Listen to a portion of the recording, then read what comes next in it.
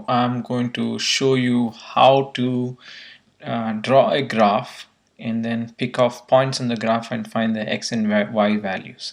Now this will be useful if you say draw the unit step response of a system and then you want to find the peak time, peak value, settling times, settling values, so on and so forth. So let's go ahead and do that. The first thing you'll do is I'll create a figure with a handle. So you do it this way: h equal to figure. So h is the handle of the figure. Now I have some data in here that is essentially the step response of a motor. So shaft velocity has the shaft velocity data. So let me plot that. Okay, so I'll say plot shaft velocity dot time, so that is the time axis, and shaft velocity dot data.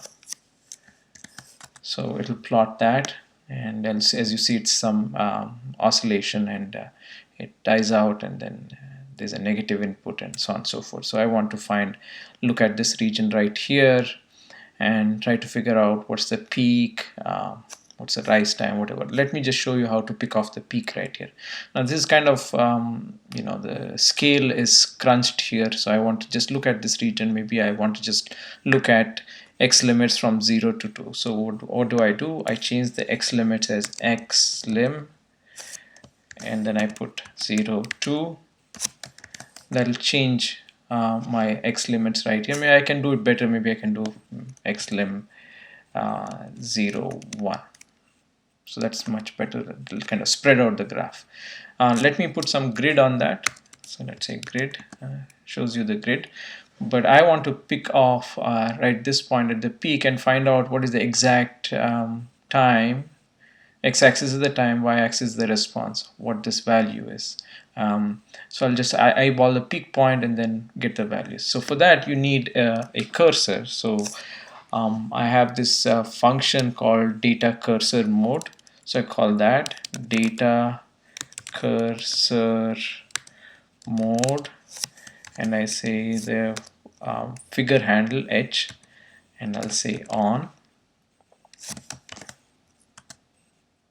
So my DataCursorMode is on. All I do is go to the peak and I click there, and it should appear there. So the time is 0.23, that's the peak time, and the peak value is 5.69. Similarly, if I want to find out what's the settling value right here, for all our practical purposes, this is settling value. So I can go click right here, and you'll see the settling time is 0.94, and it settles at 4.516, and it goes on. Slight difference because there is noise, so on and so forth. So that's the way you would find the values of any point on a graph.